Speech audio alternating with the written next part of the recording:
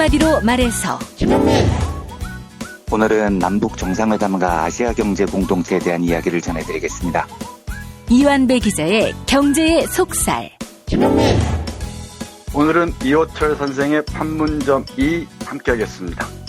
정선태 교수의 오늘을 읽는 책. 네, 오늘은 자유한국당, TV조선, 도르킹의 삼각편대에 대해 말씀드리겠습니다. 김성애 보좌관의 답정너. 네, 오늘은 YTN 최남수의 승부수와 TV조선의 절도 사과방송에 대해서 설명드리겠습니다. 정상근 기자의 오늘 미디어. 김용민 브리핑. 잠시 후 시작합니다.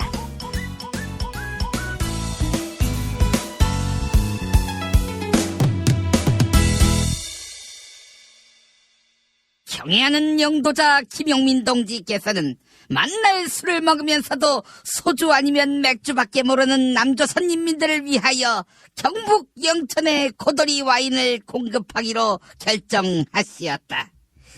남조선 최대의 포도주산지인 경북 영천하고도 고도12 리장 동지가 만드는 고도리 와인은 문재인 정부가 주관한 우리 술 품평회에서 입상했을 뿐 아니라 아시아 와인 트로피에서 실버상, 대한민국 주류 대상에서 영예의 대상을 차지할 정도였으니 그 맛과 품질에 대해 시비를 건다는 것은 터무니없는 모략이자 치솟는 분노를 이야기할 도발의 다름 아니다.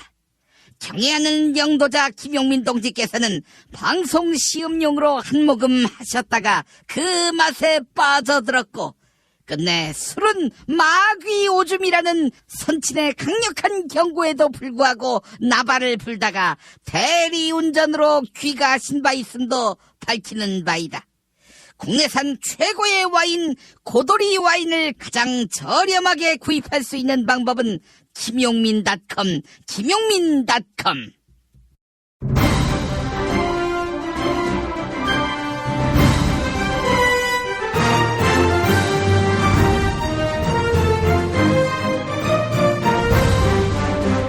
김용민 브리핑.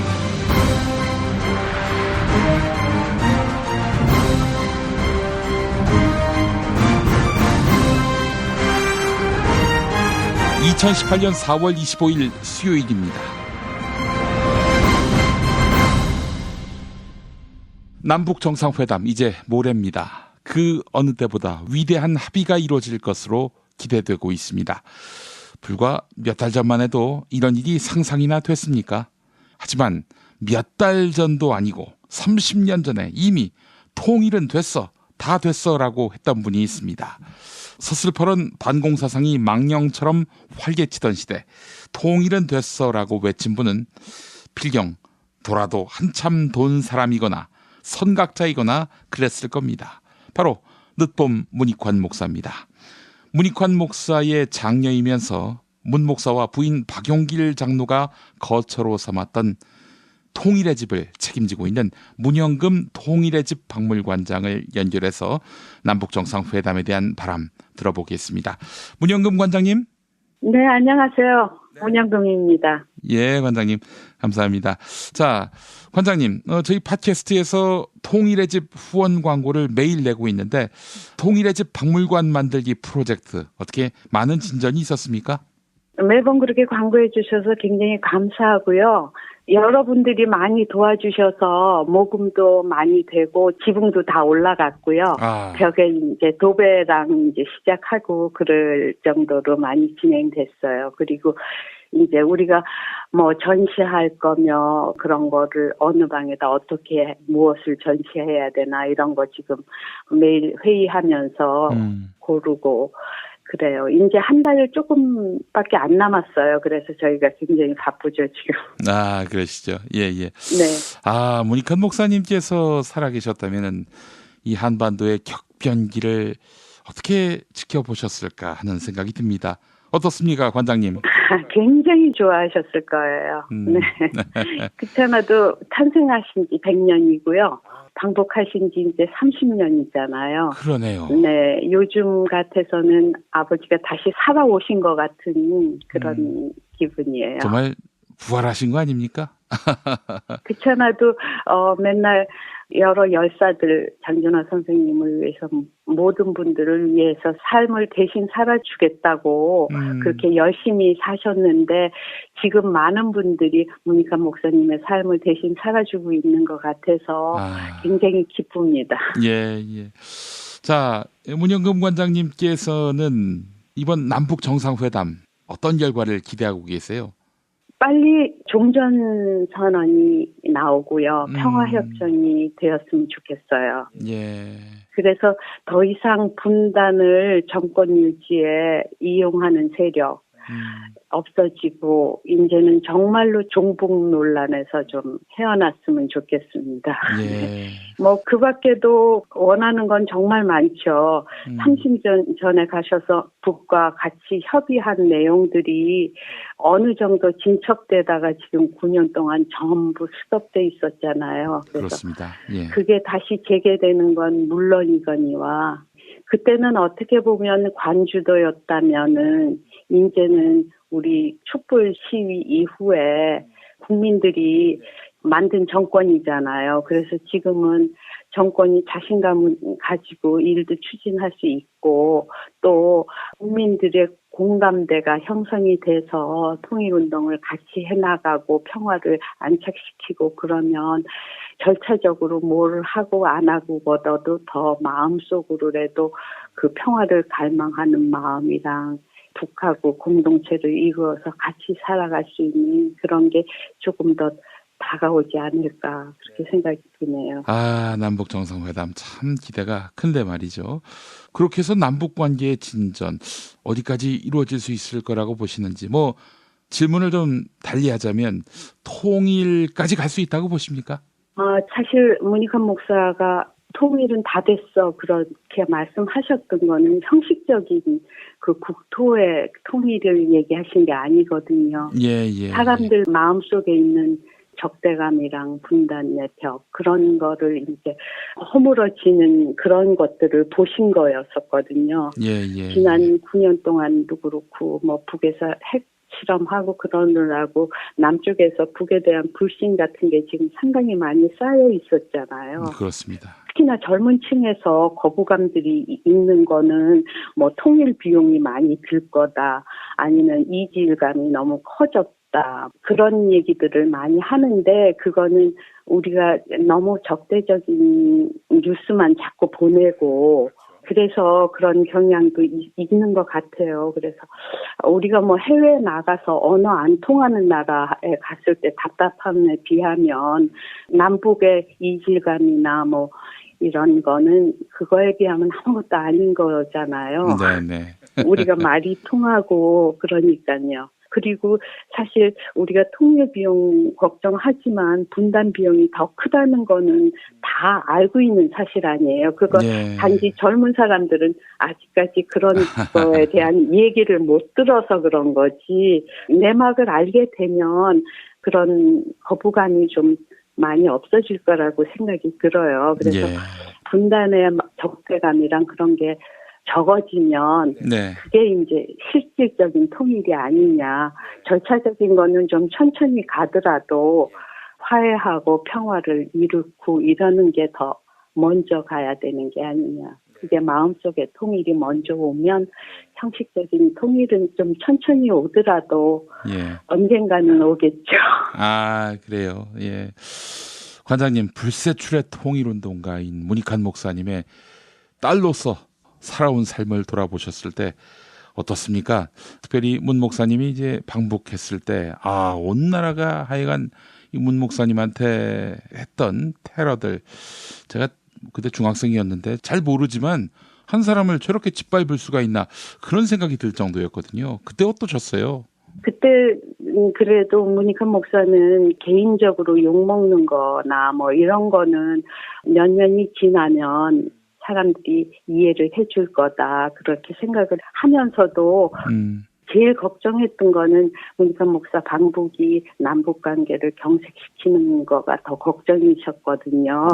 그래서 거기서 합의한 거를 정부에 알리고 사람들한테 알려서 추진하는데 도움이 됐으면 했던 건데 그거를 막고 있어가지고 문익환 목사님이 글에 보면 그런 게 있더라고요. 북에다가 내가 비록 갇혀 있지만 그거를 걱정하지 말고 그냥 남북 관계를 개선하는 데 힘을 써달라고 아예 그렇게 부탁을 하셨다 그러더라고요. 그래서 그게 제일 힘들었던 거고요. 네. 그래서 그때는 아프셨죠. 많이 마음도 상하시고. 그래서 아직도 하여튼 무슨 때만 있으면 빨갱이다, 종북이다 그 논란이 아직도 있는데 언제 빨리 그게 이제 종식되면 좋겠네요. 아이고 예. 네. 그래도 다른 운동하다가 들어가셨던 거는 지금 다 명예회복이 됐어요. 네. 개심에서 무죄 판결이 났는데 방북 사건은 보안법이 아직도 살아 있어서 아직도 범법자로 남아 계셔요.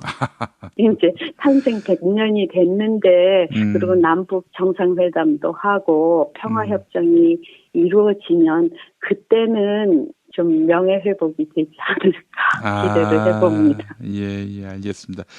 그때는 어떠셨어요? 그때는 문 선생님은 뭐 하고 계셨는지, 당시에 또 가족들은 아버지의 그런 수감으로 인해서 어떤 그 마음가짐을 가지셨는지 또 궁금합니다. 그때. 사실은 문 목사님 방북하실 때요. 네. 처음에는 수행을 아들들을 데리고 갈 생각을 하셨었어요. 아, 그래요? 아들들이라면 누구를 말씀하시는 겁니까? 처음에는 문성근을 데리고 가려고 생각을 하셨었어요. 네, 왜 그러냐면 문성근이 그동안 아버지가 감옥에 계실 때도 항상 밖에서 돌아가는 정세나 이런 거 다 면회 때문 가서 브리핑하고 메시지 받아오고 연락하고 이런 심부름을 많이 해서 그 아버지 생각에는 아들 중에서는 문성근이 정치를 하면 제일 잘할 것 같다고 생각을 하셨었거든요. 그래서 이제 수행을 데리고 갈까 하다가 그 다음에 큰아들 문호근이 민예총리를 하게 되니까 그러면 남북 문화교류를 위해서 그러면 큰아들을 데리고 가는 게 좋겠다 생각을 해서 그렇게 수석을 하다가 여권이 때마침 안 나오는 바람에 그리고 문익환 목사는 여권 마감일이 4월 10며칠이었기 때문에 그 사이에 갔다 와야 된다고 막 급하게 돌아오셨거든요. 감옥에 갈 줄 알면서도.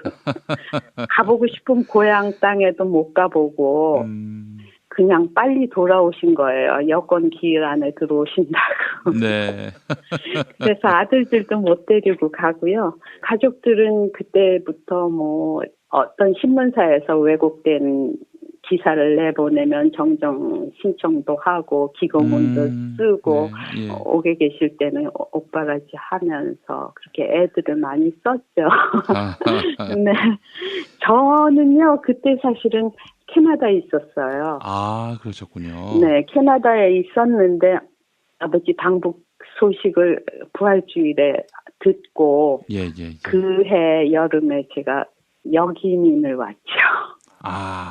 가족들이 너무 이쪽에서 애쓰시고 그러는데 그거를 떨어진 곳에 있다는 게 고통이 됐건 어려움이 됐건 옆에서 같이 겪고 싶어서 제가 그때 한국으로 다시 돌아왔죠. 예, 민족의 역사는 우리 문익환 목사님 일가에게 대단히 큰 빚을 졌다 이렇게 평가하고 싶습니다. 빚이라기보다는 저희가 영향을 많이 받았죠. 그때.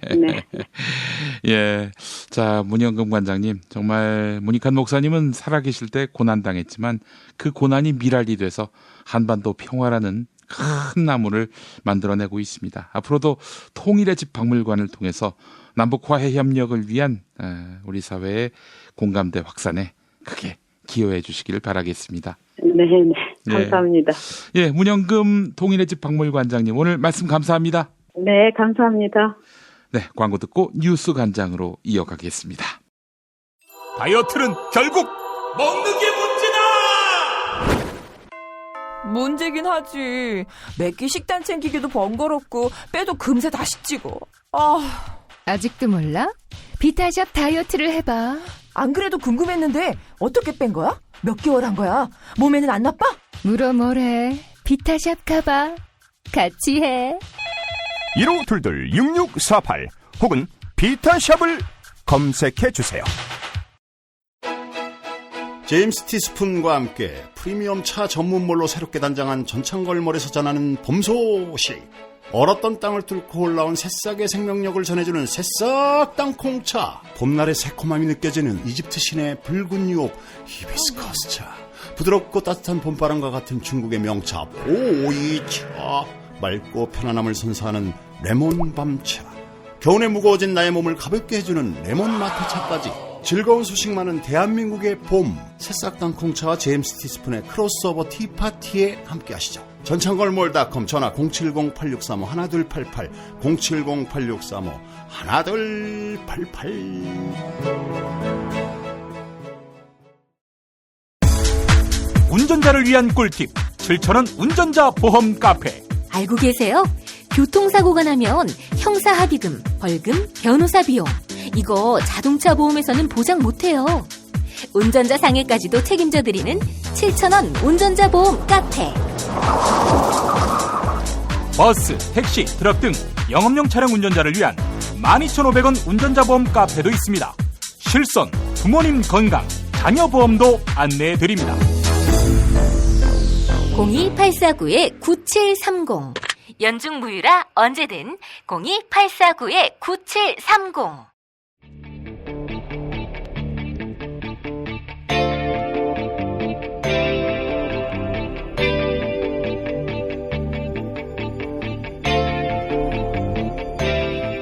김용민의 뉴스 간장.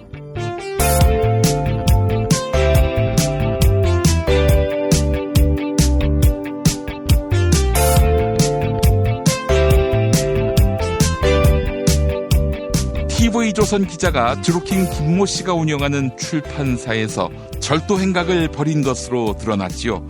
이에 TV조선 측은 지난 월요일 뉴스9을 통해서 사과문을 발표했는데요.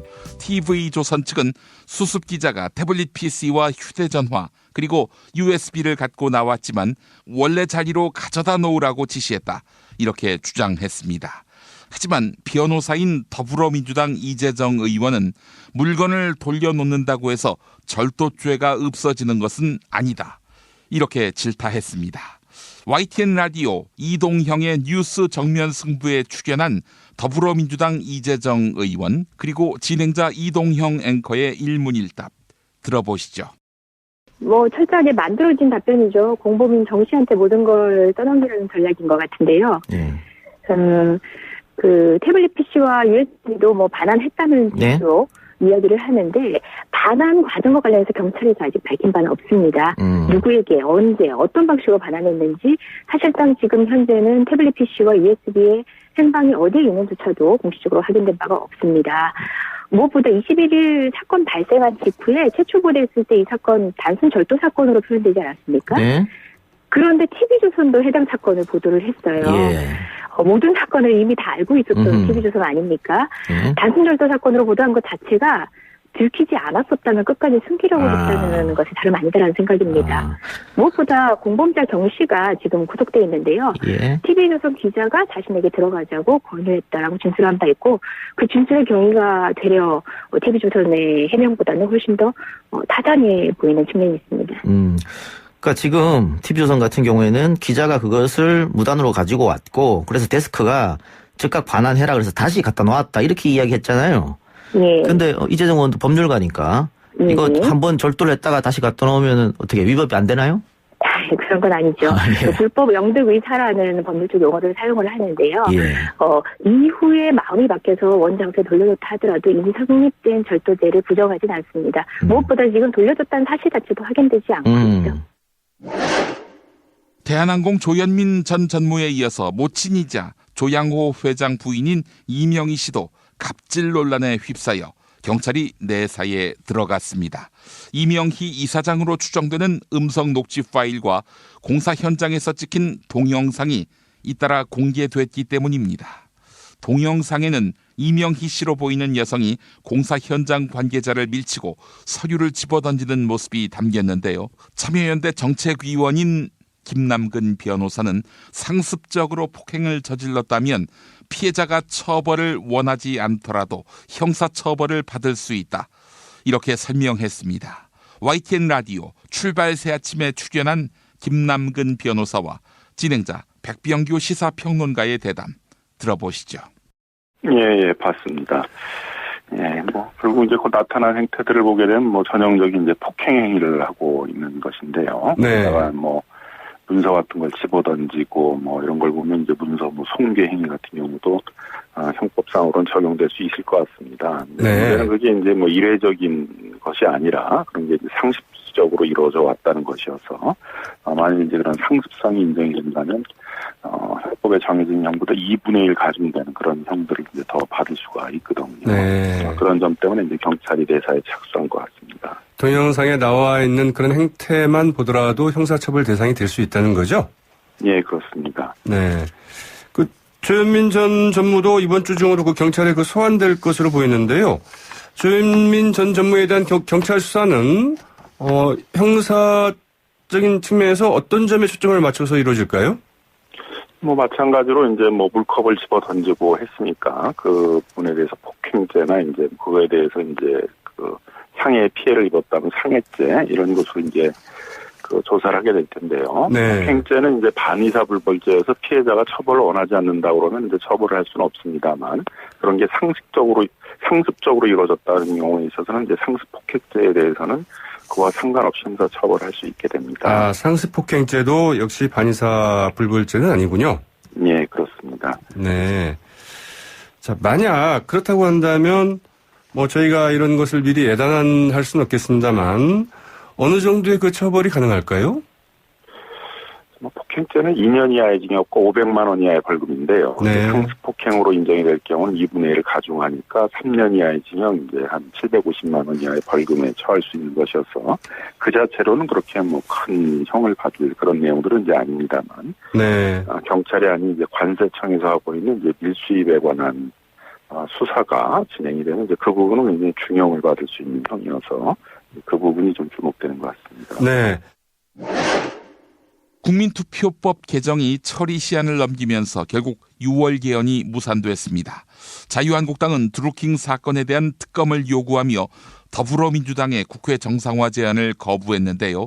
이에 더불어민주당 박주민 의원이 자유한국당은 개헌 논의를 하려는 마음이 없었다 이렇게 꼬집었습니다.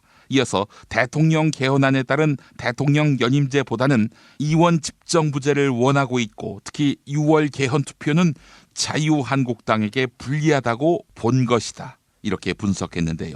CBS 라디오 시사잡기 정관용입니다에 출연한 더불어민주당 박주민 의원 그리고 진행자 정관용 한림국제대학원 대학교 교수의 대담 들어보시죠.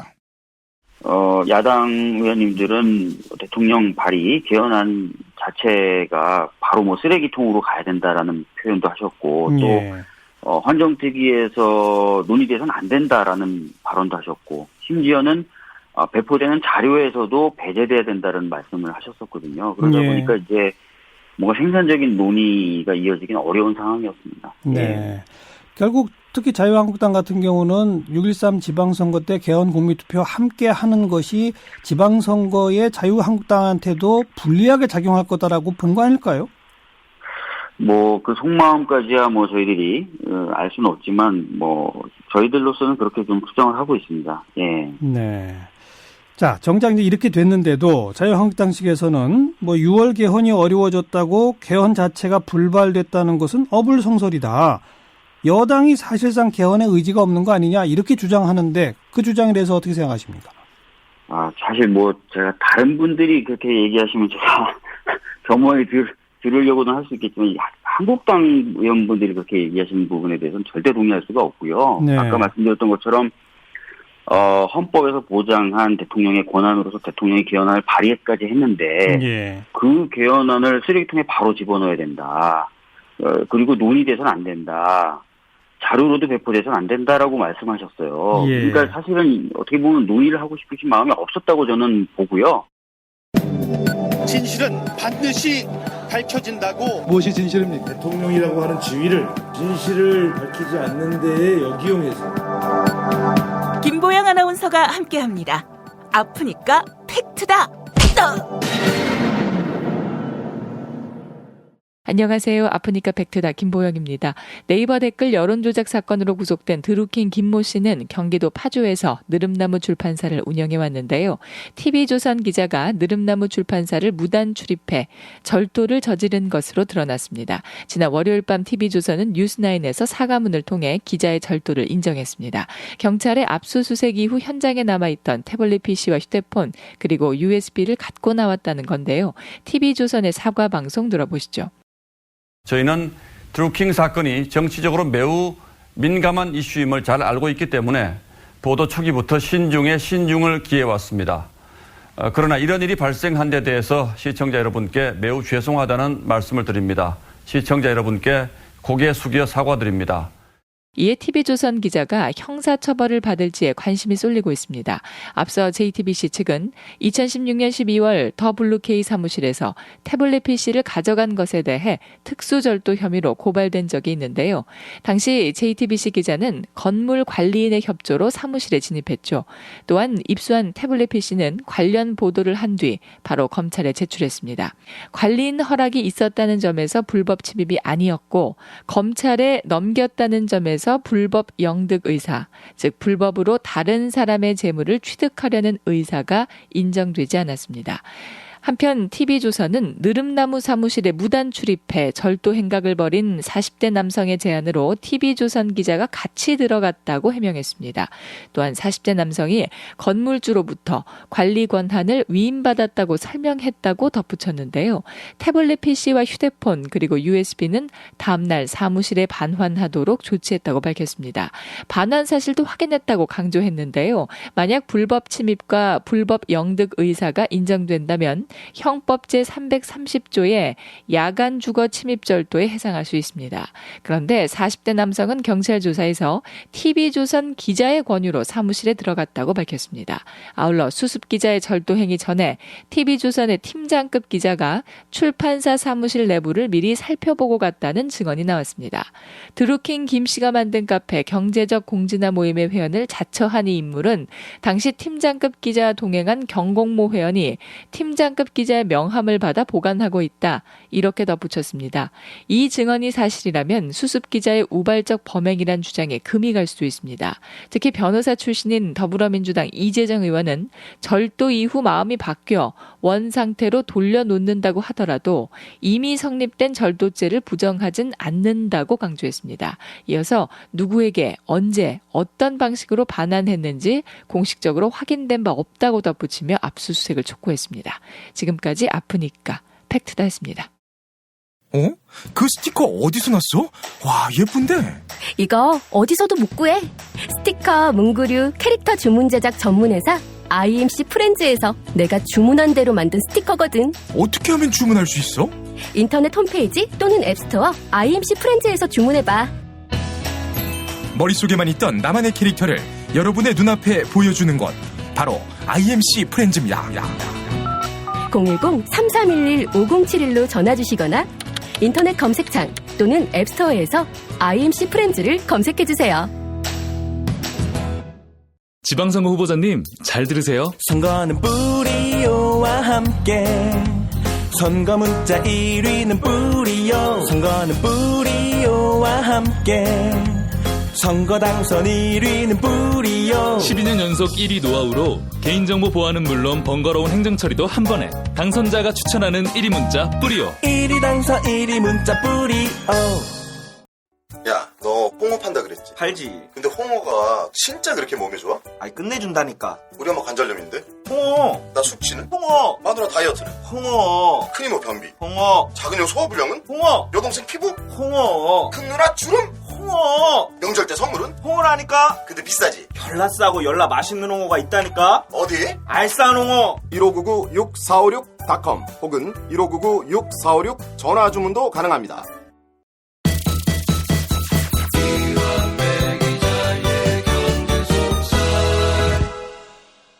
김용민 브리핑이 프로듀서를 모십니다. 당연히 정규직입니다. 근무지는 경기도 광명시입니다. 업무는 김용민 브리핑 제작이 되겠고요.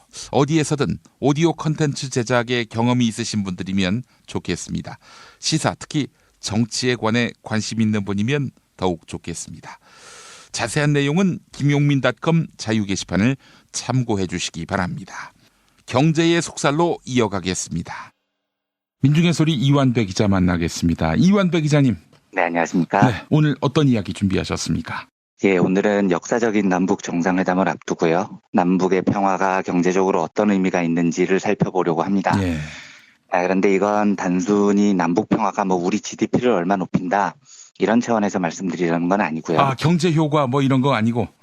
네, 그런 건 아니고요. 그거는 이제 경제연구소에서 대신 해줄 겁니다. 별로 신빙성 있게 해주면 좋겠지만요. 예. 네, 차차 말씀드리겠지만 요즘 저는 제가 이제 상상력이 좀 부족한 편인데도 계속해서 그 2005년에 발표됐던 참여정부의 동북아 공동체 구상이 생각이 납니다. 그래서 그 이야기를 바탕으로 브리핑을 드려볼까 합니다. 총괄적으로 말씀드리면 저는 이제 여러 차례 이야기 드린 바와 같이 민족주의자와는 좀 거리가 먼 사람입니다. 그러니까 이상하게 제 가슴을 뛰게 하는 말 중에 민족이라는 말은 잘 포함이 안 되더라고요. 그러니까 이건 제 개인적인 특징이니까요. 네. 민족을 중시하는 분들은 생각이 제가 조금 달라도 이해해 주셨으면 합니다. PD니까. 아, 저는 PD도 아니었고요. 예.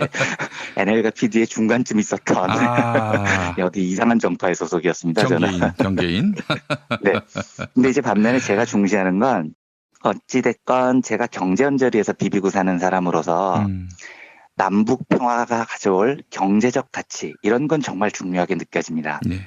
근데 이번에 만약에 예상대로 남북 정상회담 이후에 북한의 비핵화가 진행되고요. 남북 평화협정이나 북미 수교 이까지 확 나가버린다면 민족적 차원에서도 정말 놀라운 일이 벌어지겠지만 그건 저는 잘 모르겠고요. 경제적으로 보면 실로 놀라운 일들이 벌어질 겁니다. 그래서 저는 이번 남북 정상회담이 저한테는 정말로 가슴이 쿵쾅쿵쾅 뛰는 일이었어요.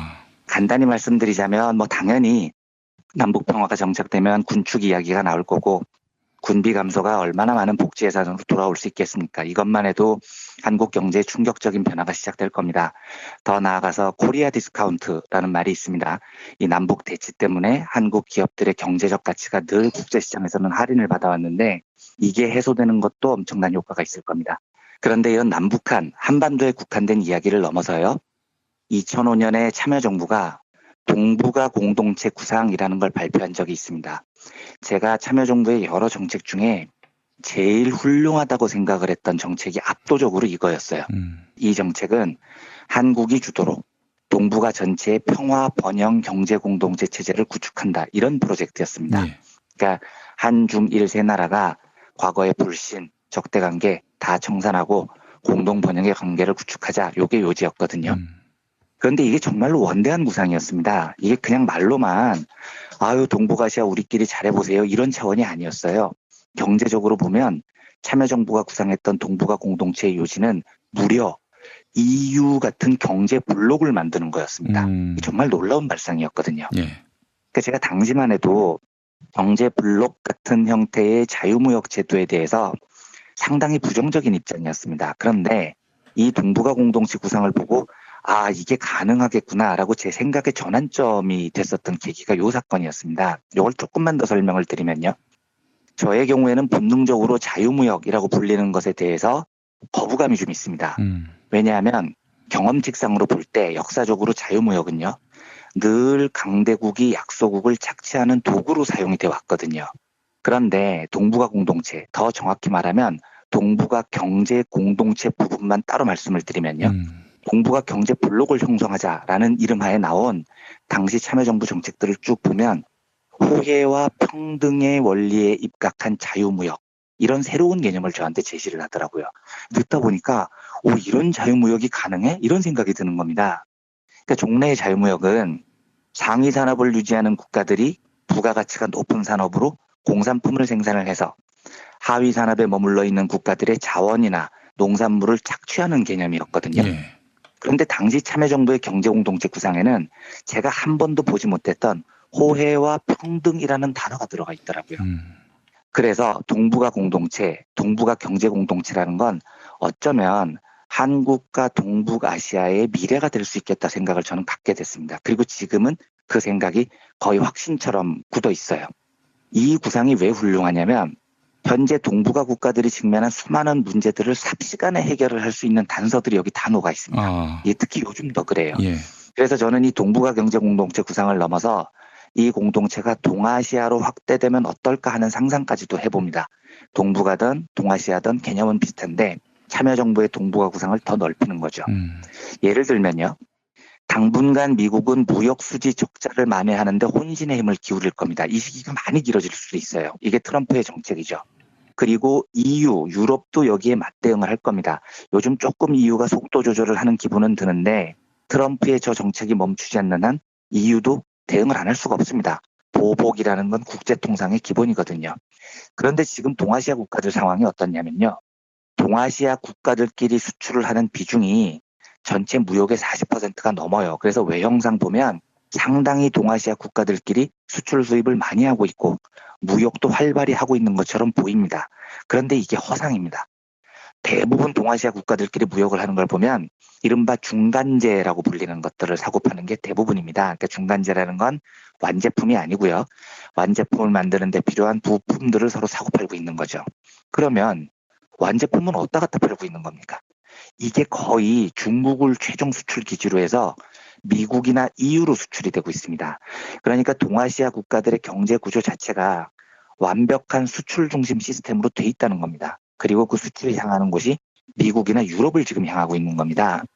이 말은요. 만약에 미국과 EU의 보호무역 전쟁이 격화되면 이 유탄은 거의 직격탄으로 동아시아 국가들한테 날아옵니다. 예. 지금 40%쯤 되는 동아시아 국가들의 무역 비중은 와르르 무너지는 거예요. 중간재 우리들끼리 백날 사고 팔아보십시오. 최종 완성품을 저쪽에서 안 사주면요. 심각한 타격이 되는 겁니다.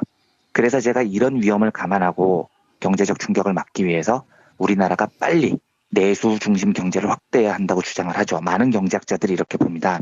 그래서 소득주도 성장이 시급하다는 거죠.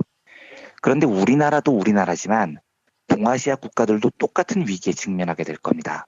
이 말은 앞으로 동아시아 국가들에게는 미국이나 유럽의 의존도를 낮추고 뭔가 새로운 시장을 개척해야 되는 의무, 책무 같은 게 지금 놓여 있다는 겁니다.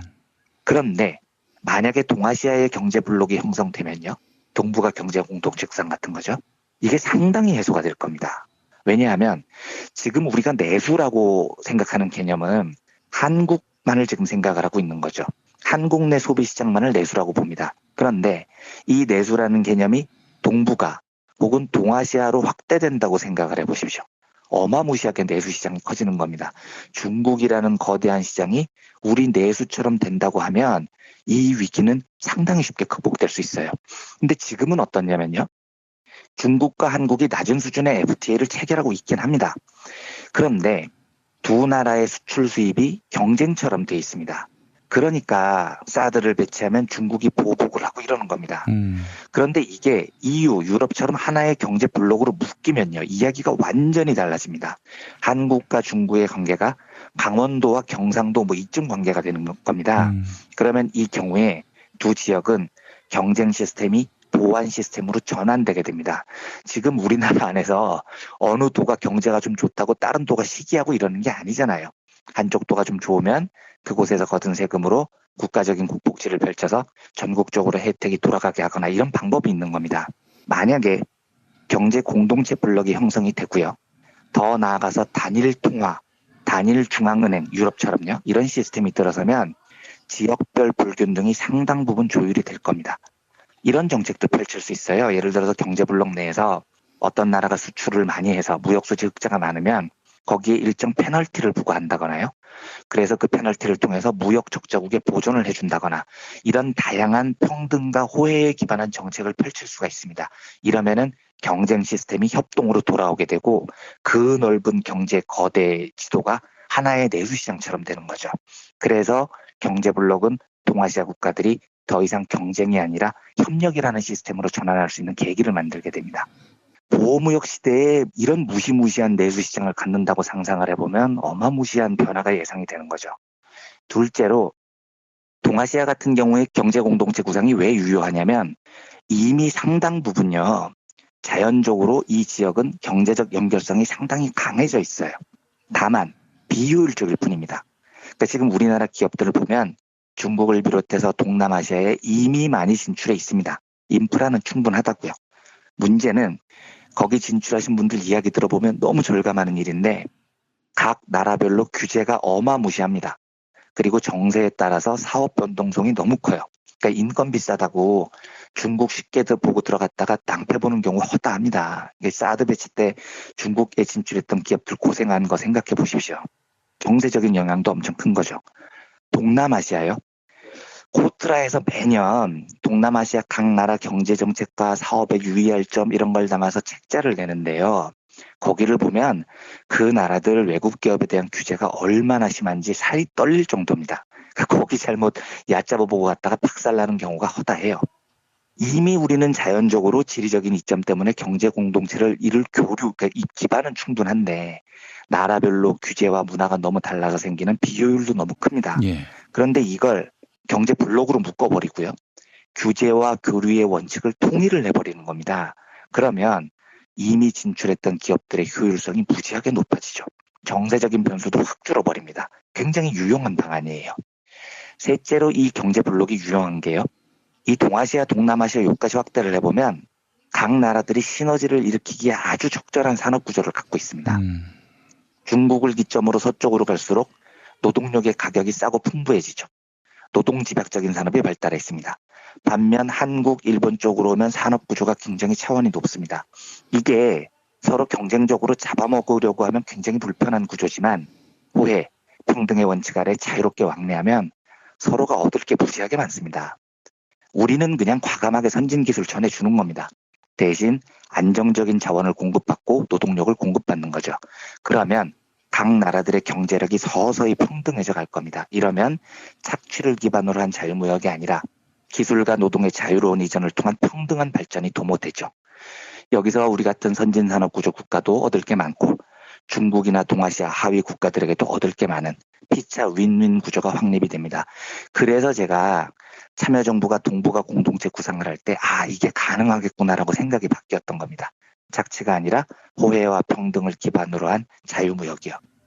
그런데 동북아 공동체건 동아시아 공동체건 이런 경제 블록을 만드는데 핵심 국가가 어디냐면 단연코 북한입니다.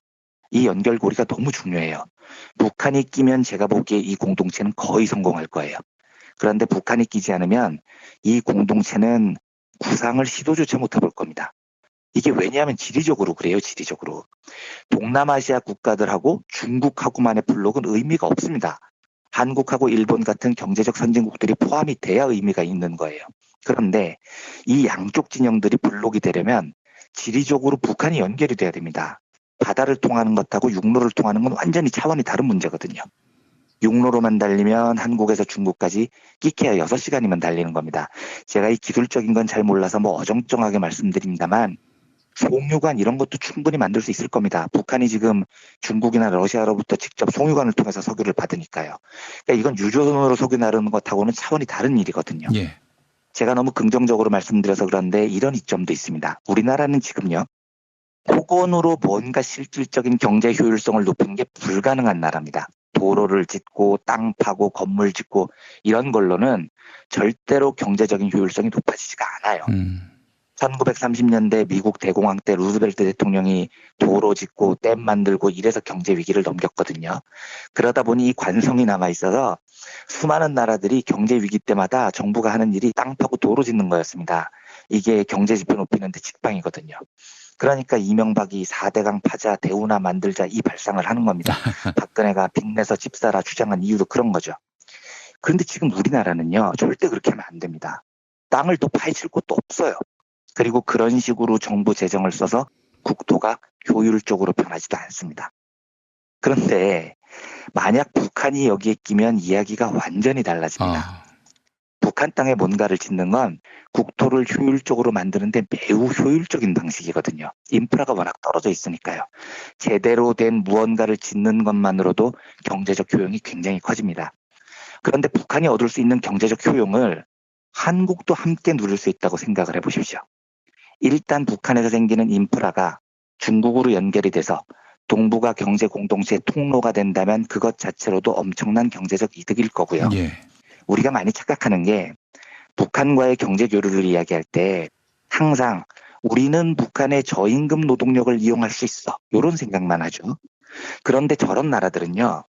적절한 인프라와 적절한 기술 이전, 적절한 자본 투입이 되면 경제 성장이 엄청나게 빨라집니다. 실제로 북한은 교육 수준이 상당히 높은 나라예요. 굉장히 우수한 인력들이 있습니다. 그래서 인프라 건설과 호혜 평등의 원칙하에 기술을 이전하면, 그래서 북한 경제를 정상화하면 우리가 얻을 이익은요. 북한의 저임금 노동력만이 아닙니다. 북한의 소비시장이라는 게 새로 열리는 겁니다. 맨날 북한 노동자들을 저임금으로 어떻게 이용해볼까 이런 생각하지 말고요. 거기를 내수시장으로 생각을 해보십시오. 얼마나 성장성이 높은 내수시장입니까? 이건 중국이나 동남아를 대하는 시각도 마찬가지입니다. 개별 국가로 있으면 저기 못 사는 나라고 팔 것도 없어 이런 생각이 들지만 예. 경제 블록이 돼서 호혜와 평등의 원칙으로 생각을 해보면 그쪽 경제가 발달할수록 우리의 내수시장도 확대되는 개념이 형성이 되는 겁니다. 물론 이런 장밋빛 전망들이 현실화하기에는 여러 난관들이 있을 겁니다. 하지만 미국과 EU가 유럽이 현재 거대 경제 블록을 형성해서 보호무역 전쟁에 돌입하는 이때 우리가 선택할 수 있는 다른 선택지가 있겠습니까? 이 이상의 선택지가 없는 겁니다. 저는 잘 떠오르지가 않아요. 만약에 반세기 넘게 전쟁 상태에 놓였던 남북한이 훌륭하게 평화협정을 체결하고 경제적 교류를 안정적으로 이뤄나가면 동북아 경제공동체, 동아시아 경제공동체 이거 진짜 꿈이 아닌 겁니다. 다른 나라들이 보기에 핵을 터뜨리네 만에하던 남북한도 교류를 하고 호혜와 평등으로 경제 교류를 하는데 같이 하자. 이게 충분히 가능해지는 거죠. 그래서 저는 만약에 참여정부 때 구상인 동북아 경제공동체 더 나아가서 저는 동아시아까지 확대했으면 좋겠습니다만 이런 게 이루어진다면 남북한을 중심으로 한 아시아의 경제블록 착취가 아닌 호혜와 평등의 자유무역이 성사된다면 와 도대체 이 엄청나게 큰 도화지 위에 어떤 새롭고 놀라운 경제적 구상을 그려볼까 이게 상상도 되질 않습니다. 그러니까 상상도 하기 어려운 거대한 긍정적인 변화가 시작될 수 있다는 겁니다. 저는 그래서 이번 남북 정상회담이 정말 중요하다고 생각합니다. 경제적으로요. 예. 이건 남북 평화는 물론이고요. 수백 년 동안 지구의 경제가 서양 중심으로 이루어져 왔잖아요. 그런데 이 서양 중심의 경제 시스템을 뒤집어 버릴 수 있는 경제 공동체 구상까지 나아갈 수 있다는 망상을 저는 해봅니다. 지구의 역사를 바꿀 수 있다는 기대를 저는 혼자 행복한 마음으로 해봐요. 이거야말로 진중권이 비난하는 음모론 아닙니까? 음모적인 상상인가요? 너무 거대한가요? 아니 그런데 이런 행복한 상상 저는 좀 해보고 싶어요. 음모론이라고 해도요. 예.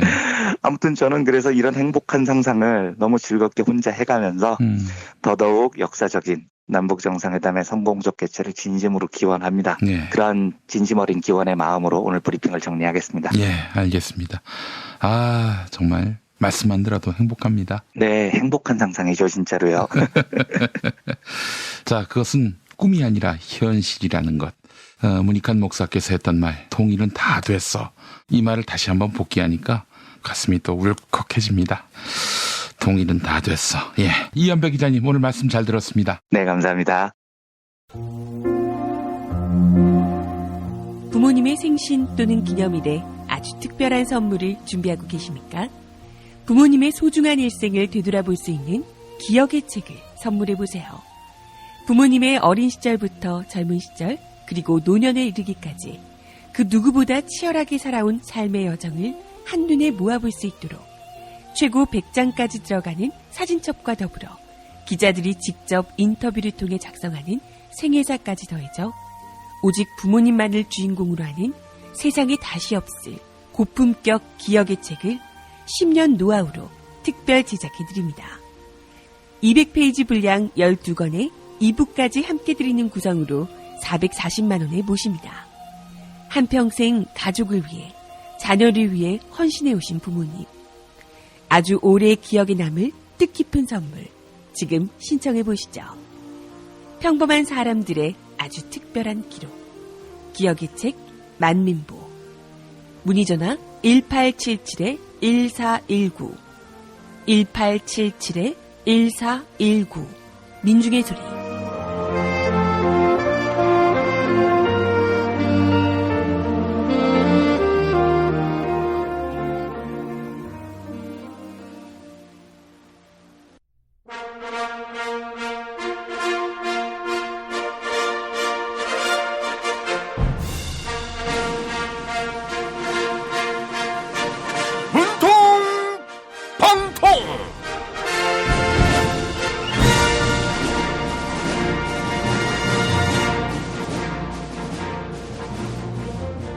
대통령 문재인입니다.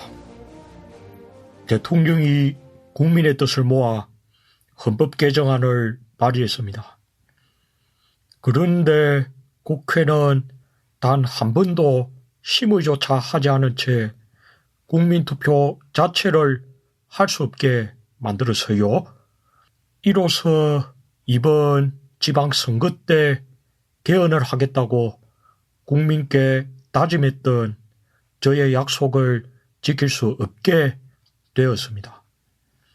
국민들께 매우 유감스럽고 안타깝습니다. 그런데 반성은커녕 책임 떠넘기기에만 급급한 국회의원이 있어요.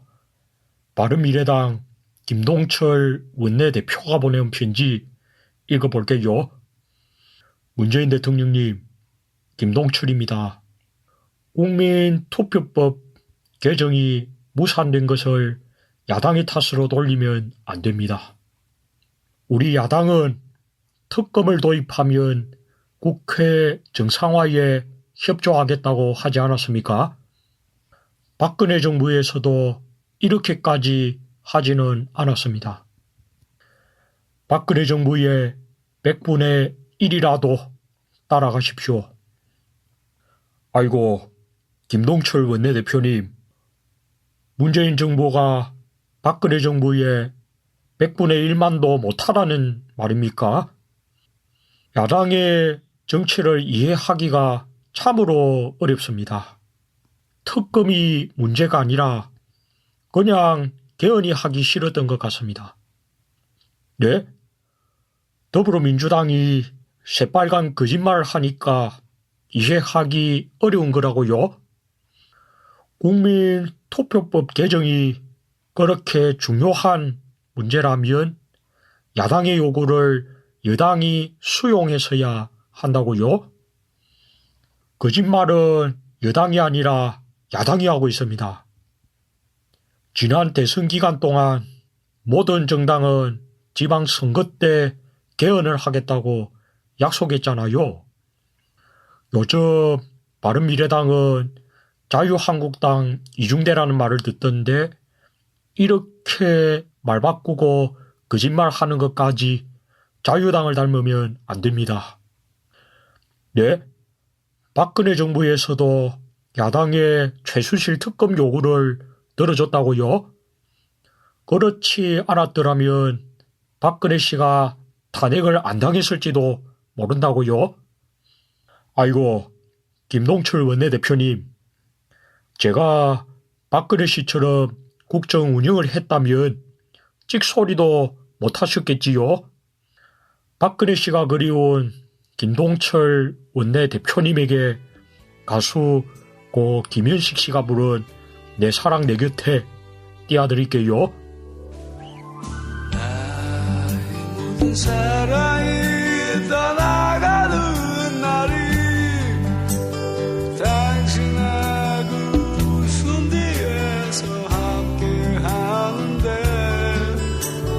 절이 없는 욕심에 그 많은 미련에 당신이 있는 건 아닌지 아니겠지요.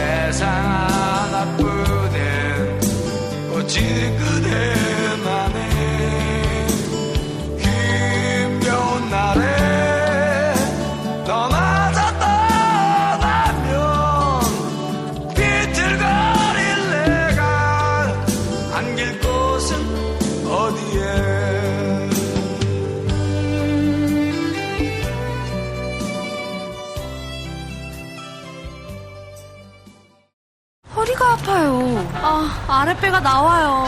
골반이 바로서야 건강도 아름다움도 바로섭니다. 바디로직을 입으세요. 토크밴드의 입체적인 탄력이 틀어진 골반을 바로잡습니다. 간편하고 확실한 골반 교정 타이즈 바디로직. 장실 굿모닝 화장실 바나 굿모닝 바나나. 이건 제가 써보니까 효과가 있는 것 같아요.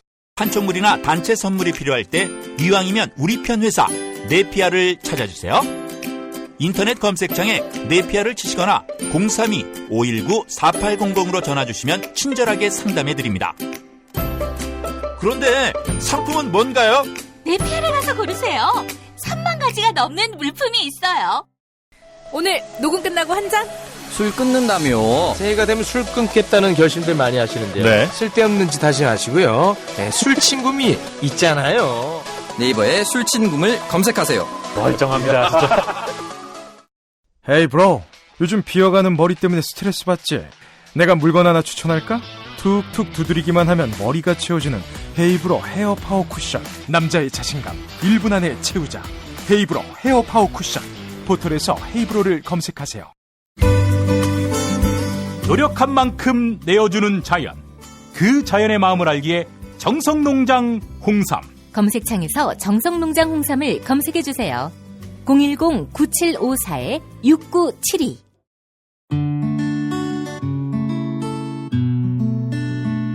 당신과 내가 좋은 나라에서 그 정의로운 나라 그곳에 산다면 난 그냥 좋아서 웃기만 할 거예요. 당신의 뉴스 보좌관 김용민 브리핑.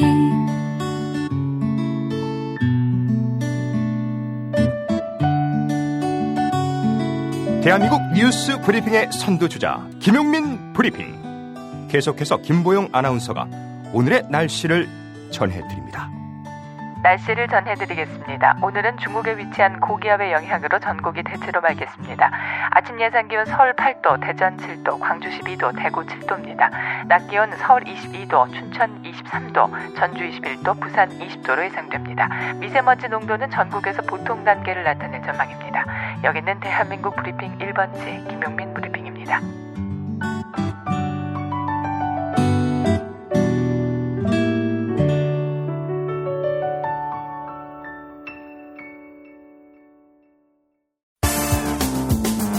오늘을 읽는 책, 문학평론가인 국민대학교 국문학과 정선태 교수와 함께합니다. 국민대학교 한국어문학부 국어국문전공 정선태 교수님과 함께하겠습니다. 교수님. 네, 안녕하세요. 네, 교수님. 오늘 어떤 책 소개해 주시겠습니까?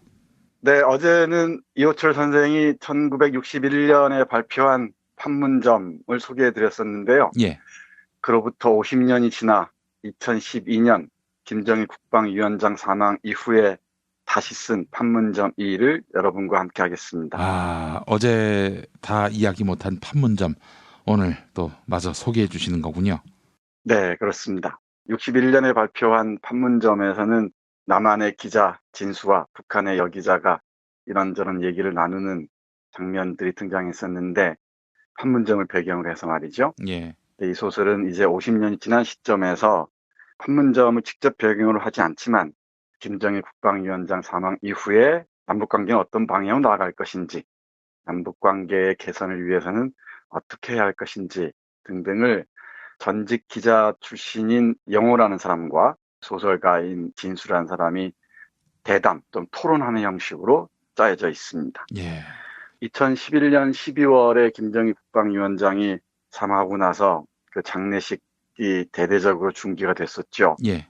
그걸 보면서 이제 젊은 김정은이 등장해서 어떤 방향으로 나아갈지 이렇게 고민하면서 이 소설이 진행됩니다. 예. 북한이 90년대 고난의 행군 이후에 성군 정치 등등으로 민생이 엉망진창이 됐다는 잘 아는 사실이죠. 예. 이호철 선생이 이걸 보면서 김정은 체제는 아무래도 민생 경제 쪽으로 나아갈 것이다 라고 진단하면서 남북관계도 한 살림을 통한 남북 교류의 확대의 방향을 잡아야 한다. 이렇게 진단하는 것 같습니다. 예. 그 부분 잠깐 보면은 이렇습니다. 예. 바로 이런 속에서 김정일이 갑자기 사망하고 그 뒤를 이어 젊은 김정은이 새 집권자로 올라섰는데 그런 북한으로서 당장 급한 것은 무엇이겠어? 일단은 경제란 말이야. 김정일이 처음 권력을 잡았을 때처럼 항일 무장투쟁의 혁명 전통만을 오로지 강조하면서 과거 지향적으로만 문제는 풀 수 없게 되었거든. 김일성, 김정일, 김정은으로 이어지는 혁명 가계만으로는 저들 권력의 정당성을 확보할 수는 없게 되어 있다는 말이야. 결국은 당장 처해 있는 북한의 새 권력 입장으로서는 우선은 뭐니 해도 경제야. 전체 인민의 하루하루 먹고 사는 문제야. 안 그렇겠어? 결국 이 점으로 보더라도 김정일 시대는 북한 내부적으로도 성공적이지 못했고 당장 한반도 정세 차원에서도 불안정성이 높았던 시기였지.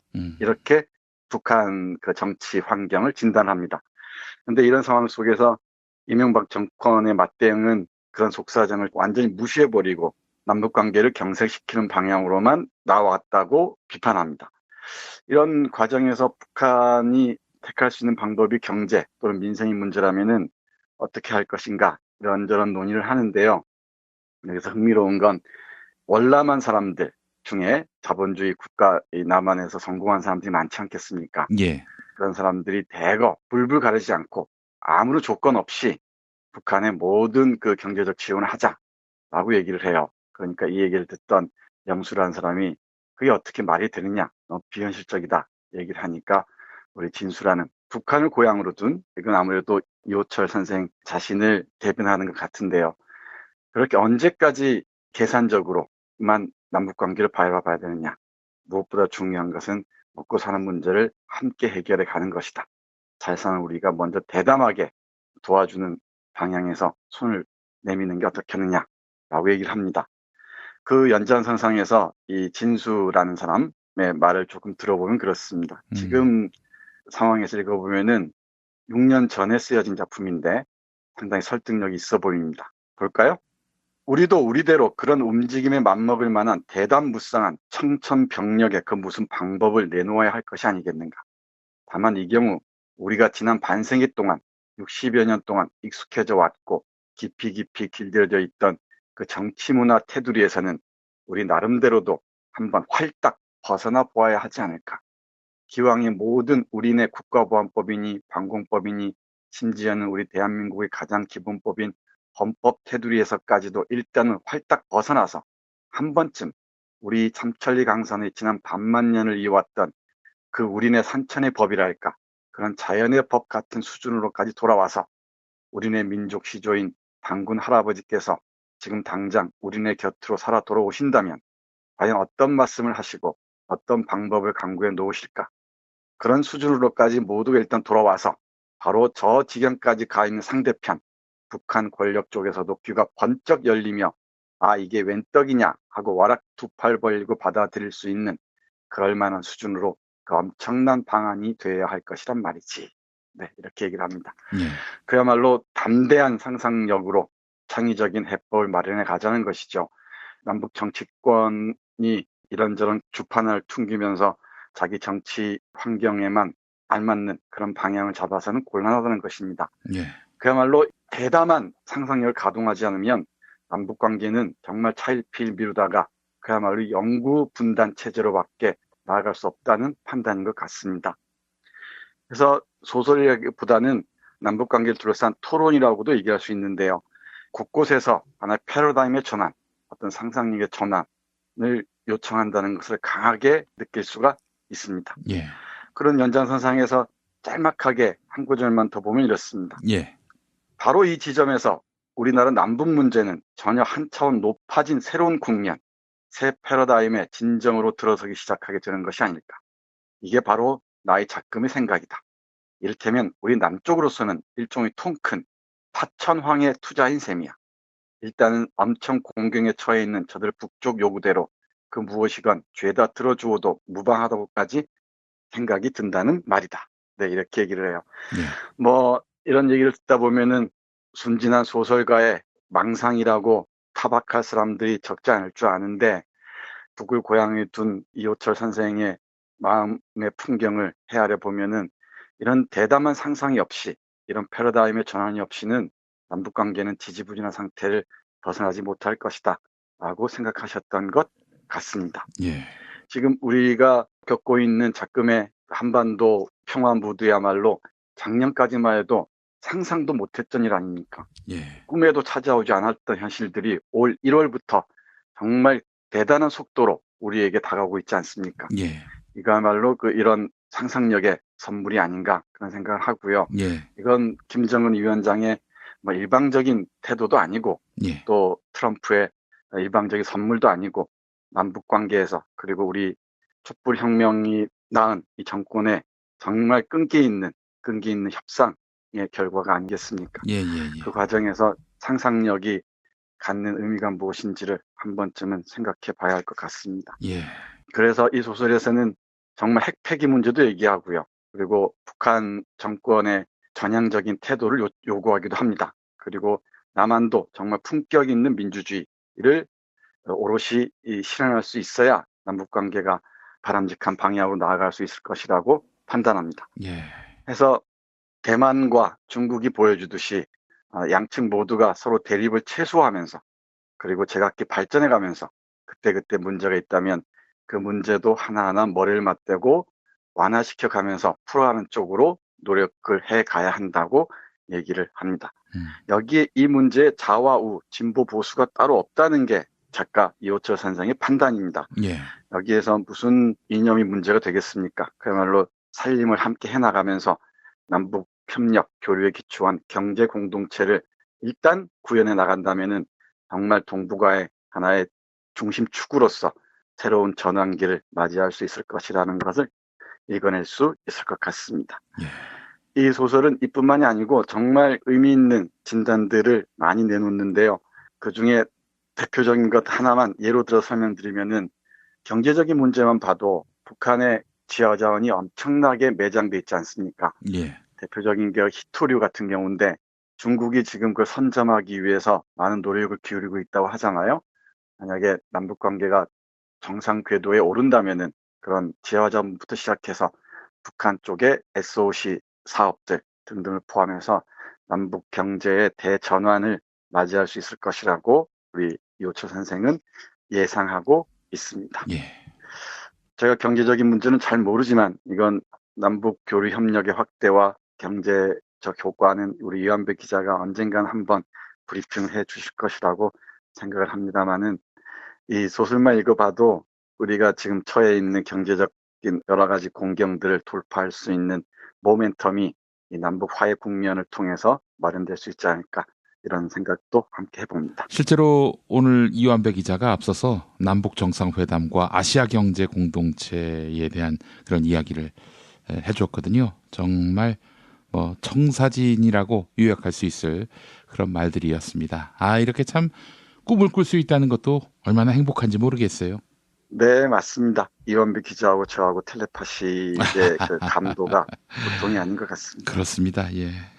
그래서 이호철 선생은 이 작품뿐만 아니라 판문점뿐만이 아니고 장장 57년 동안 작가 생활을 하시면서 남북 문제에 대한 정말 훌륭한 소설들뿐만 아니고 여러 가지 에세이들도 많이 펴냈습니다. 예를 들면은 1996년에 나온 남녘사람 북녘사람, 그리고 2001년에 나온 이산 타령 친족 타령, 그리고 2011년에 나온 가는 세월 흐르는 사람들 등등도 함께 보시면은 물론 지금 세상을 떠나셨지만 노 작가의 남북 관계를 바라보는 해안들을 우리가 충분히 참조할 수 있을 것 같습니다. 예. 만약에 이호철 선생이 살아계셔서 지금의 현 상황을 직접 보셨더라면 어떤 말씀을 하셨을지 참으로 궁금하고도 좀 많이 아쉽기도 합니다. 참 이 광경을 보시면 얼마나 좋을까 하는 생각이 드네요. 네, 맞습니다. 제가 앞에서 담대한 상상력으로 창의적인 해법을 한번 찾아보자라는 말씀을 드렸잖아요. 우리 이호철 선생의 얘기를 빌어서 현재 국면들을 위장 평화 쇼라고 얘기하는 사람이 있습니다. 예. 그런데 언제까지 그 사람들에게는 위장 쇼가 아니겠습니까? 뭘 해도 그렇겠죠. 예. 뭘 해도 자신들의 존재 근거가 무너지는 순간인데 뭐든지 다 위장이라고 불신한다고 얘기하겠죠. 그런데 우리 이호철 선생은 이렇게 얘기합니다. 자유한국당 반통일 세력들에게 들려주고 싶은 얘기입니다. 읽어보죠. 예. 거듭하는 말이지만 일단은 말이지. 물론 이 점도 끝내는 세월이, 시간이, 역사가 그 뒤로 모든 것을 죄다 낱낱이 드러내줄 것이겠지만 말이지. 그게 진정으로 하늘을 우러러 티끌 하나 없는 맑은 마음이어서였는지 개인적인 지저분한 야욕에서였던지는 뒤에 세월이, 시간이, 역사가 해결해 줄 것이고 그 끝머리는 우리네 산천의 운세에 가다할 것이겠지만 말이지. 우선은 믿어보자는 말이다. 우선은 우리네 이 해묵은 남북의 현 조건에서 그 어느 누구였든 간에 처음으로 저런 소리가 나오고 있으니까 그 진정을 믿지 않을 수가 있겠나. 믿어야지. 믿어야 해. 다만 이 국면에서도 끝으로 궁금한 점 한 가지는 남는다. 그것은 과연 무엇이냐. 바로 지금 내 입장에서의 중심 명제였던 저 북한 권력의 먼 행방은 과연 어찌 될 것이냐 하는 점이야. 그리고 이 지점에 이르면 그 해답도 일단은 간단해진다. 그렇게 남북 간에 새로 떠오른 그 남북연합이라는 것이 그 새로운 협의체가 참으로 순조롭게 이어져 가며 서로 마주 앉아 허심탄회하게 모든 것을 죄다 털어놓고 이야기를 진행해 가다가 보면 그렇게 20번, 30번, 50번으로 몇 년 이어가다가 보면 서로 낯이 익혀지고 속속들이 익숙해진다. 그렇게 자연스럽게 의논을 해 나가다 보면 그 어느 날인가는 남북 간에 그런 산적해 있던 문제들도 하고 자신들도 미처 의식해 볼 틈도 없이 어느새 자연스럽게 하나하나 해결이 나 있는 것을 그들 자신부터가 와락 놀라움 섞어 보아내며 알아차리게 되지 않을까. 이런 소리가 그냥 여전히 지나친 이상론이기만 할까. 과연 그럴까. 네, 이렇게 얘기합니다. 현실 정치라는 게 언제나 매 순간순간이 극히 어려운 선택의 과정이라고 얘기하면서 이런 국면에서는 모름지기 우리 남쪽의 그 오랜 좌우나 보수진보라는 굳은 살이 박혀있을 정도 나이가 빠져버린 굴레에서 활딱 벗어나야 한다고 강조합니다. 여기서 얘기하는 남북연합이란 백낙청 선생이 제시한 2013년 체제라는 것인데요. 남북의 증오와 적대를 넘어서서 함께 살아갈 수 있는 공동의 삶을 구상하자는 이른바 2013년 체제를 얘기합니다. 그 과정에서 북한도 오늘 당연히 변해야 되고요. 예. 이 작품에 따르면은 북한도 정권을 이양할 수 없을 것이라고 얘기하는데 거기에 걸맞게 남한 쪽에서도 변해야 한다는 것입니다. 그러니까 북한에 대한 적대 감정들을 버리고 최소한의 인간의 품격과 민주적 품위부터 되찾아서 이 남북 관계가 원활한 방향으로 나아가는 그런 틀을 잡아야 한다는 게 이호철 선생의 깊은 생각이었던 것 같습니다. 예. 그래서 그러기 위해서는 남북에도 빈부격차를 줄여가야 하고요. 북한과의 교류를 통해서 이런 경제적인 효과까지 이뤄낼 수 있지 않을까라는 게 이호철 선생의 2012년 당시의 생각이셨던 것 같습니다. 아이고 참 이렇게 이 60년부터 남북관계의 그 미래를 그릴 수 있었다는 거, 또 현상을 냉철하게 진단할 수 있다는 거, 참 우리 지성은 죽지 않았던 것 같습니다. 박정희 18년 그 기간 동안에는 뭐 다 죽은 것처럼 느껴졌는데 그런 것 같지는 않은 것 같아요. 네, 놀랍죠. 우리 이호철 선생은 70년대 반독재 민주화 투쟁으로 옥고를 치르기도 했고요. 네. 그리고 김대중 정권 때는 북한을 방문해서 정말 한살림에 입각한 통일을 상상해보자라는 의견도 제시하고요. 그 외에도 오늘 말씀드렸던 것처럼 판문점 2를 통해서 이런 김정은 체제가 어떤 방향으로 나아갈지 깊은 통찰을 보여주었던 것입니다. 이런 지성들은 어디나 있게 마련인 것 같습니다. 알겠습니다. 교수님 오늘 좋은 책 소개해 주셔서 감사합니다. 네, 고맙습니다. 내일 또 교수님과 함께하겠습니다.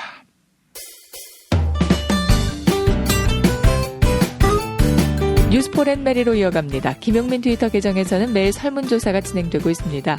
포털 사이트 네이버가 댓글 조작 논란과 관련해 댓글 정책 개편안을 내놓기로 했습니다. 상습적으로 댓글을 달면서 여론 왜곡을 유도하는 인터넷 사용자를 규제하겠다는 겁니다.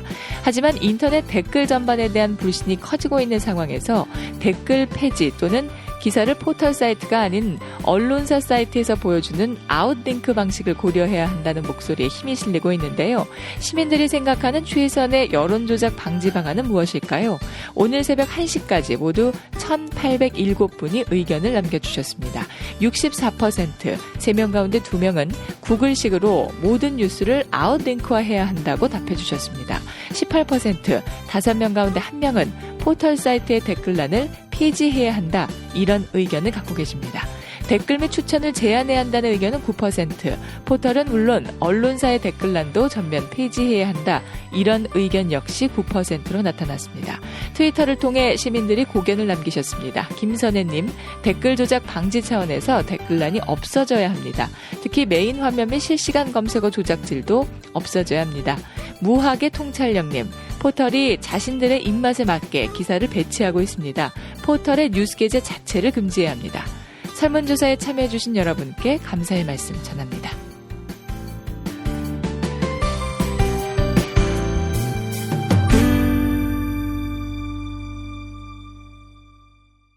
PPL 시간. 안녕하세요. 여러분의 덕화 인사드리겠어요. 기존 흑채와는 급이 다른 퀄리티. 헤이브로 헤어 쿠션 구매 부탁해요. 아미노산 코팅 원료를 쓰고 피부 진화적 코팅 파우더도 사용해서 탈모인 분들 흑채 사용할 때 두피 걱정 잊어주세요.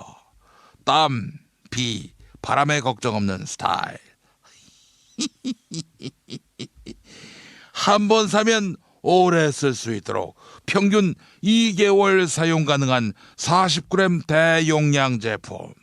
빠르고 편한 스타일링을 위해서 대형 퍼프를 장착한 특허받은 용기. 뭘 주저하세요?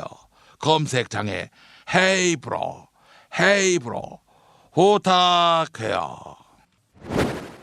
술친구 후기 김모 씨가 쓴 게 있는데 읽어볼게요.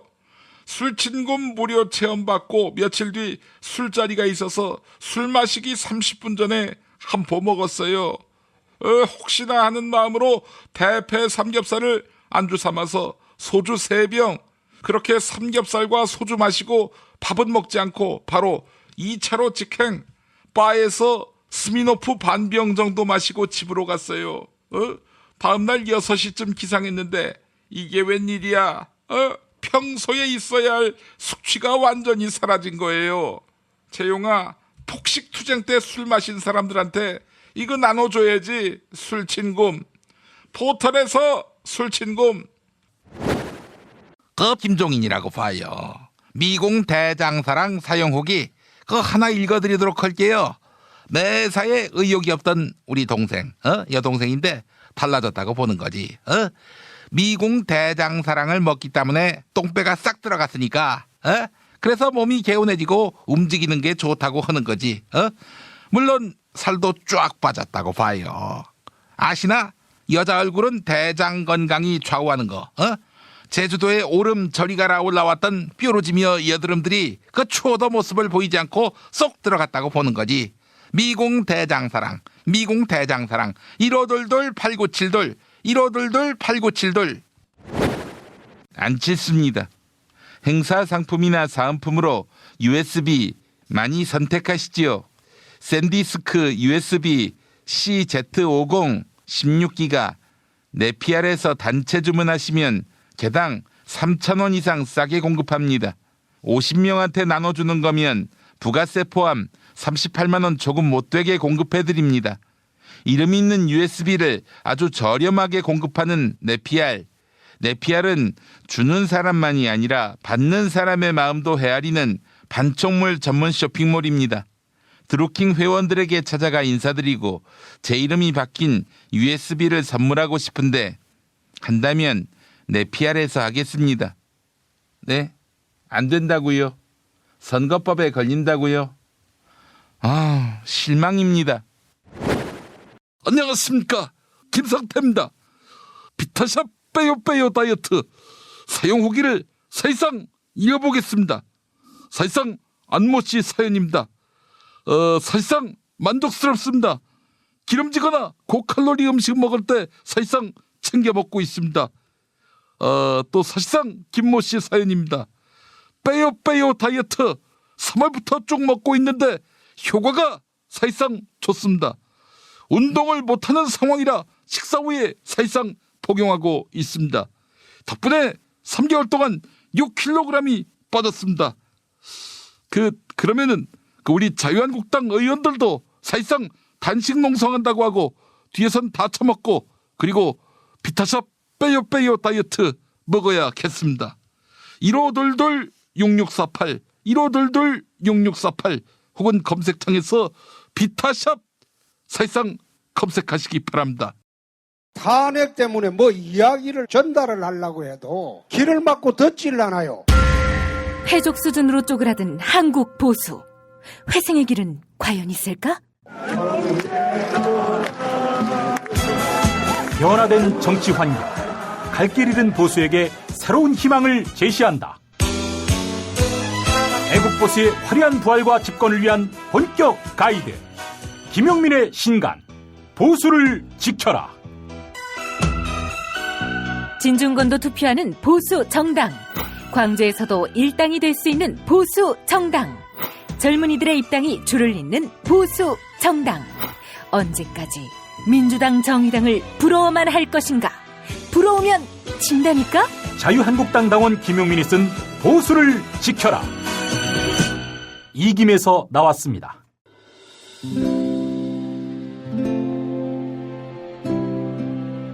그러니까 목사님은 우리 남북 관계에 있어서도 큰 정기를 마련해 주셨습니다. 늦봄 문익환 목사 탄생 100주년. 민주화와 통일운동을 위해 11년 4개월간 옥고를 마다하지 않은 행동하는 양심. 오늘 우리가 누리고 있는 이 민주주의 또 문익환 목사님 이 덕분이 아주 큽니다. 그가 24년 동안 살았던 서울 강북구 인수복로 통일의 집이 6월 1일 문익환 통일의 집 박물관으로 거듭납니다. 사람들이 이렇게 항상 북적북적 이렇게 했던 공간이라 아버지한테만 아니라 우리 모두들한테 굉장히 큰 의미가 있는 통일의 역사를 기억하며 통일의 길을 모색하는 문익환 통일의 집 박물관 기념사업 추진위원으로 함께해 주시겠습니까? 이건 단지 어떤 유가족들의 유산이 아니라 우리 시대가 가지고 있는 유산이기 때문에 자세한 안내는 포털 사이트에서 문익환 통일의 집을 입력해 주세요.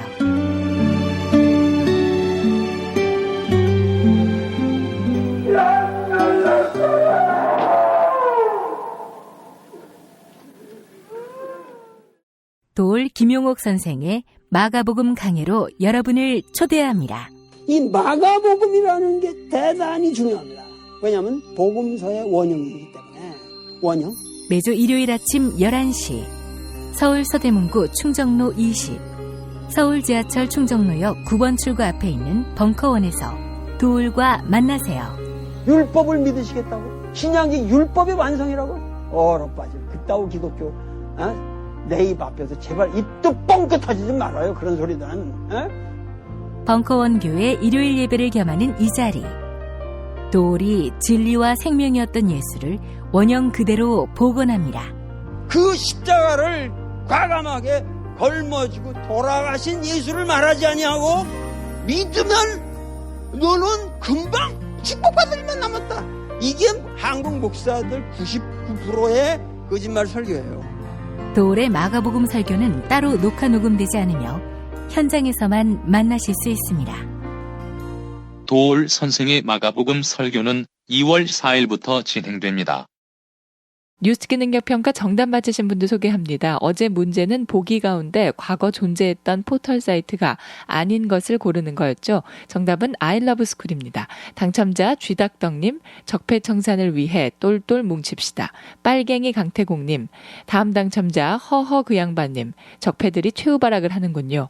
클로징 사연 당첨자 닉 맞추기 귀찮어입니다. 게시판에 이메일 적어주시면 별을 따다 구운가지에서 만든 강릉 두부도넛 보내드립니다. 경향신문 사설 여론 왜곡 조장 언론 공룡 네이버 이참에 손보아야 그 일부입니다. 이른바 드루킹 댓글 조작 사건이 드러나면서 네이버가 도마에 올랐다.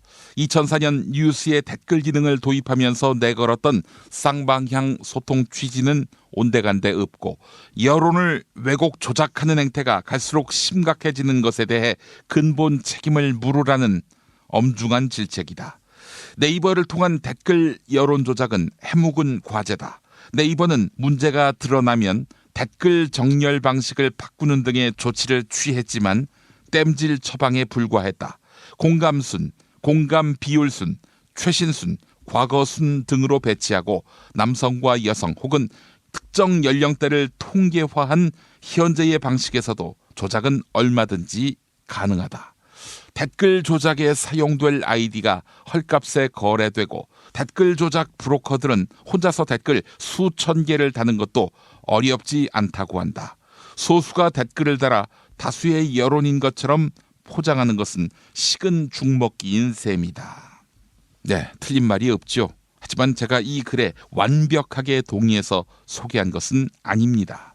김어준 딴지일보 총수가 다스베이다를 통해서 줄기차게 주장할 때는 못 본 척하다가 여당 당적을 갖고 있는 드루킹이 댓글 공작에 나선 사실이 드러나 야당이 반발하니까 이 사설이 나왔다는 점.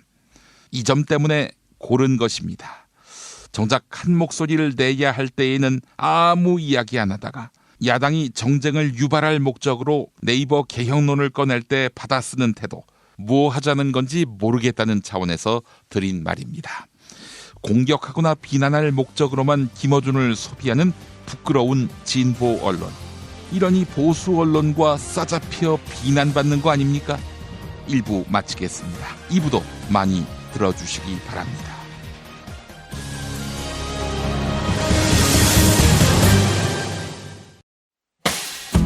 김용민 브리핑과 함께한 시간 어떠셨어요? 다음 시간에도 보다 바르고 알차며 즐거운 정보로 여러분을 찾아가겠습니다. 팟캐스트 포털 팟빵에서 다운로드하기, 구독하기, 별점 주기, 댓글 달기로 응원해주세요. 잊지 마세요. 다운로드하기, 구독하기, 별점 주기, 댓글 달기.